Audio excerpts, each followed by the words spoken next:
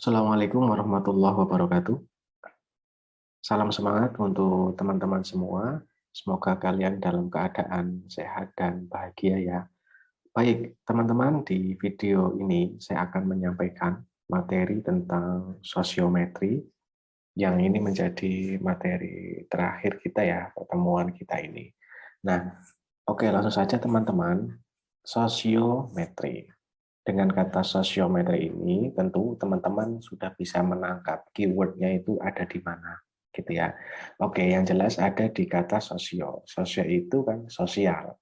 Nah, berarti ada hubungannya dengan interaksi sosial. Metri itu ada hubungannya dengan pengukuran.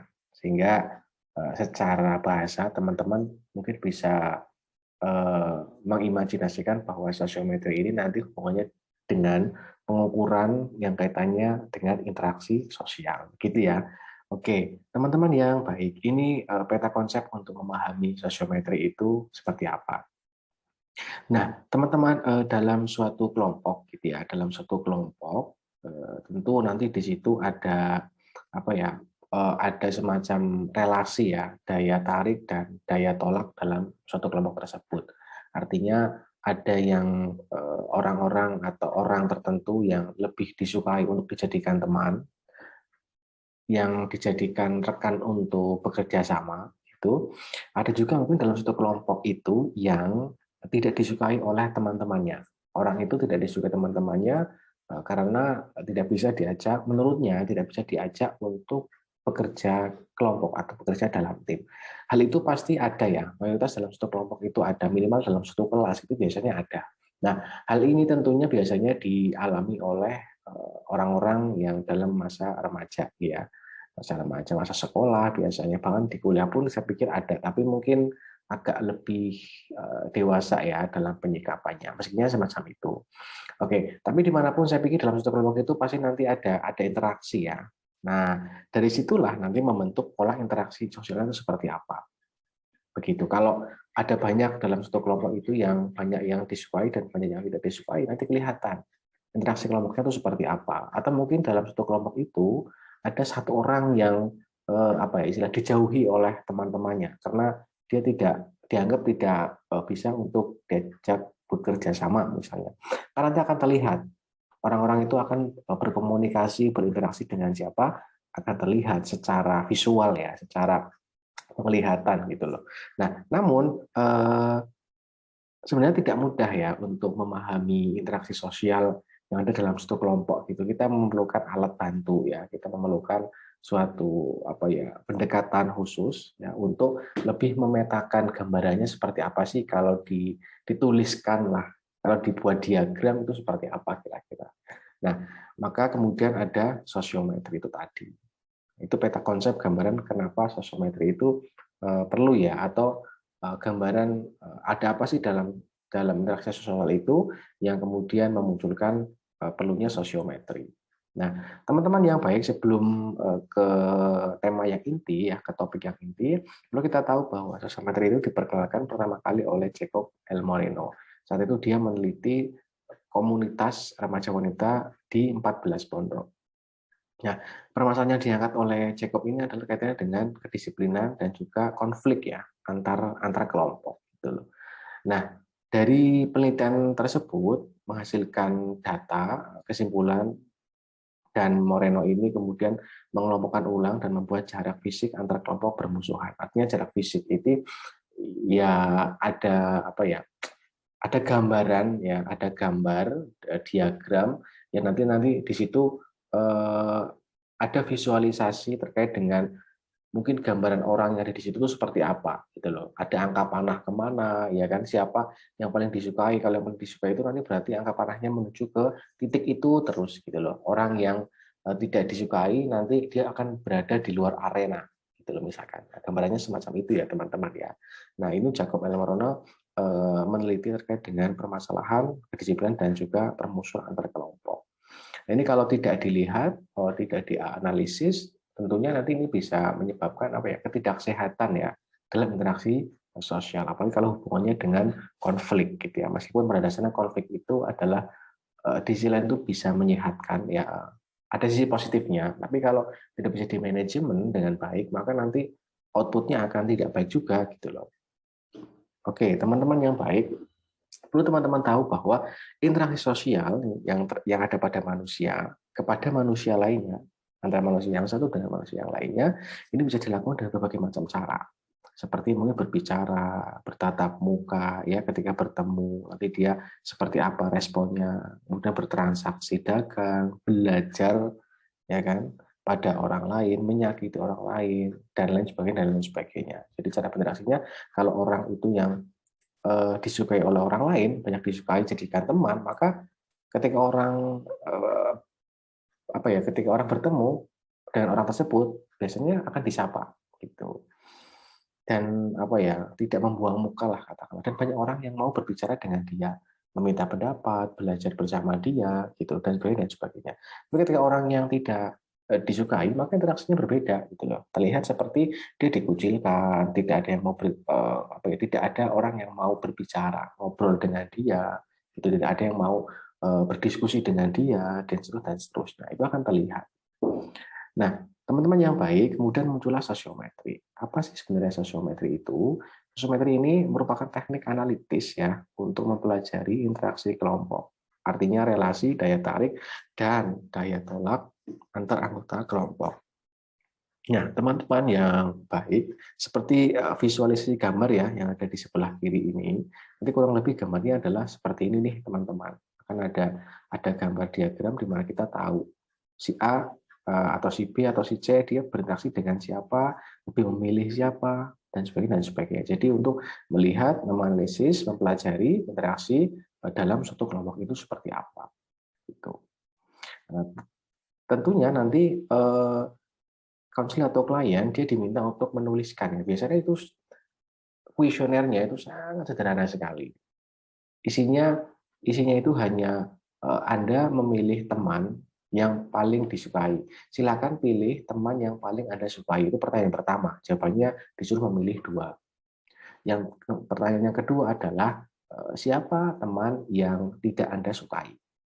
Begitu ya. Jadi ini tidak ada hubungannya dengan cinta-cintaan ya, tapi lebih kepada suka kaitannya dengan interaksi sosial, suka kaitannya dengan suka kepada seorang yang nantinya dianggap dia mampu untuk bisa diajarkan teman untuk belajar bersama, berdiskusi bersama dan sebagainya. Karena dengan hal yang positif gitu ya, teman-teman.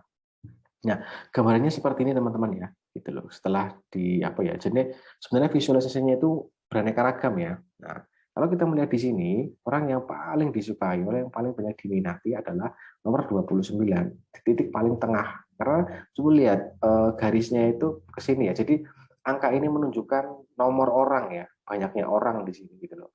Orang nomor 13, orang nomor 1, orang nomor 2, orang nomor 4 dan seterusnya. Nah, sedangkan yang ada di luar sini itu orang yang tidak disukai lah oleh rekan-rekannya. Kira-kira seperti itu. Yang paling banyak angka panah terujuk kepada dia, berarti dia paling banyak disukai oleh teman-teman. Gitu kira-kira. Nah, sosial grafis ini merupakan diagram yang secara grafis memetakan interaksi sosial yang lebih disukai yang diperoleh dari wawancara atau kuesioner. Nah, itu tadi kuesioner sangat sederhana. Jadi hanya ada 2 pertanyaan. Memilih teman yang disukai dan memilih teman yang tidak disukai. Nah, sosiometri ini mencari tahu siapa yang disukai atau tidak disukai orang-orang dan dengan siapa mereka akan atau tidak akan bersedia bekerja sama dengannya. Nah, ini penjelasan lebih lanjut dari yang dimaksud saya tentang 2 pertanyaan itu tadi ya dalam kuesioner itu. Jadi kuesioner sederhana, siapa yang disukai dan siapa yang tidak disukai. Kira-kira semacam itu. Nah, coba kita akan sedikit mempraktikkan ya, teman-teman ya. Oke, teman-teman yang baik, oke, untuk kata-kata orang yang memilih, orang yang dipilih, sementara diabaikan dulu ya, kita fokus kepada kalimat-kalimat yang ada di pojok kiri atas ini. Oke, ada 5 orang lah dalam satu kelompok. Analogikan semacam itu. Ada 5 orang dalam satu kelompok, namanya adalah A, B, C, dan E. Oke, ada 5 orang. A tertarik pada B dan E. Jadi diminta memilih 2 orang yang paling disukai. Nah, si A itu memilih B dan E. Si B memilih A dan E, si C tertarik atau memilih D dan E, D memilih B dan E ya yang terakhir ini, E memilih A dan B. Oke, jadi masing-masing mereka itu memilih ya dua orang yang paling disukai. Oke, kita lihat gambarnya nih teman-teman. Ketika kita membuat tabel, nah, tabelnya akan seperti ini. Abaikan kolom yang ada di sebelah kiri atas ini dan kiri bawah ini ya teman-teman ya. Ini sebenarnya tabel kosong nggak berfungsi.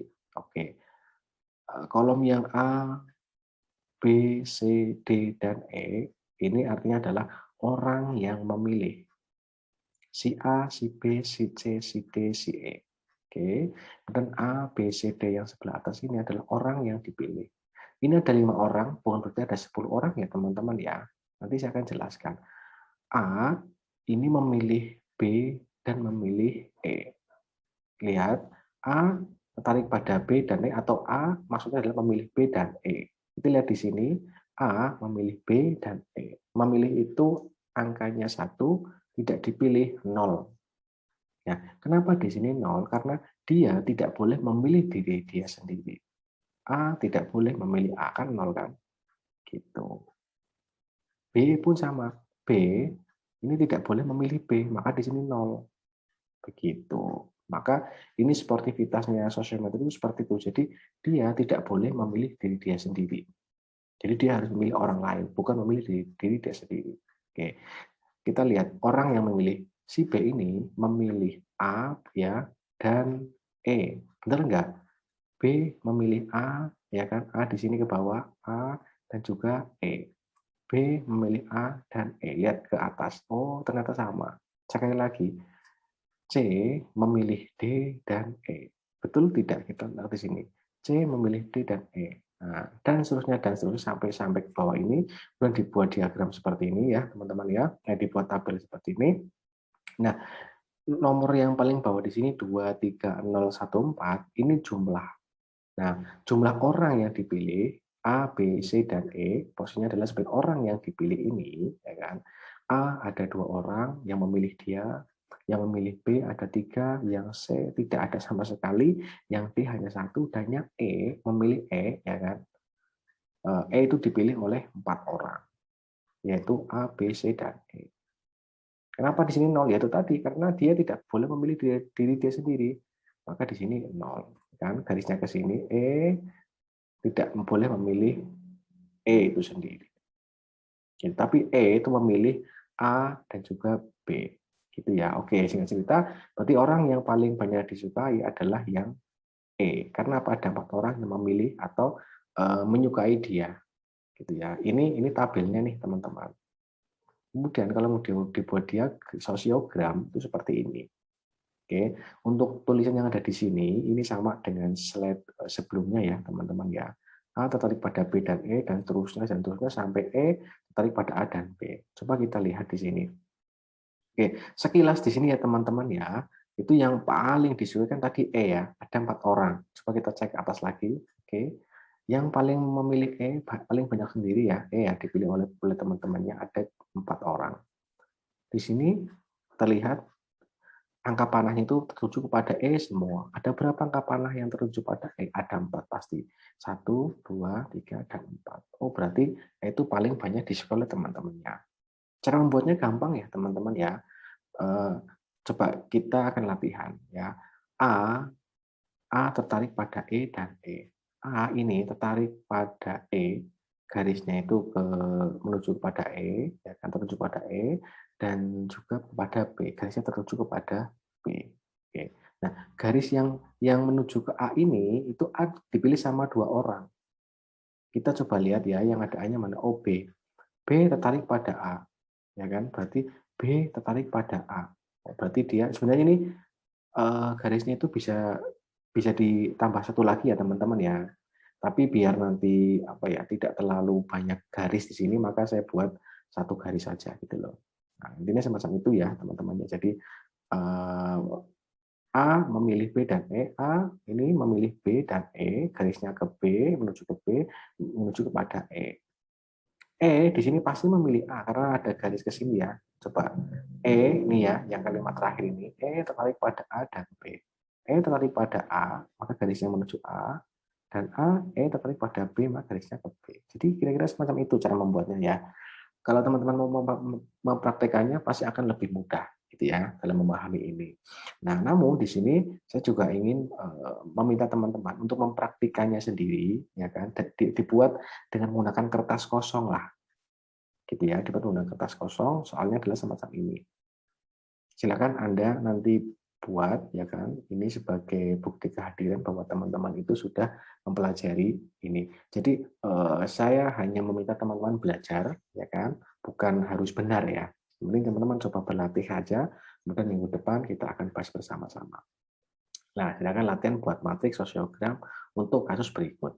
Nah, di sini ada X tertarik pada Y tertarik pada P, tapi tidak tertarik pada Q dan R, Z tidak tertarik pada X dan R, P tertarik pada R, ya, Q tertarik pada X, Y, Z, serta P, R tidak tertarik pada Z, Y, dan tertarik pada P serta Q. Nah, maksudnya R itu tidak memilih Z dan Y, tapi R hanya memilih P dan Q. Ini semacam itu. Jangan terkecoh dengan kata-kata saya ya di sini ya teman-teman. Ya, silakan Anda buat ya kan apa ya namanya tabelnya seperti tadi yang saya contohkan kepada teman-teman ya kan, dan kemudian sosiogramnya gitu. Sebenarnya kalau Anda langsung sosiogram gambar yang ada angka panahnya silakan, tetapi agak sulit ya kalau kita tidak membuat apa namanya itu tabel-tabelnya dulu, misalnya semacam itu. Oke, kira-kira semacam itu ya teman-teman ya. Oke, kembali. Lantas apa sih fungsi dari sosiogram ini? Nah, teman-teman yang baik, setelah kita memahami sosiogram, nanti ada versi yang otomatis ya teman-teman ya, terkomputerisasi gitu. Minggu depan insya Allah kita akan pelajari bersama-sama. Oke, fungsi sosiometri beberapa di antaranya adalah mengetahui situasi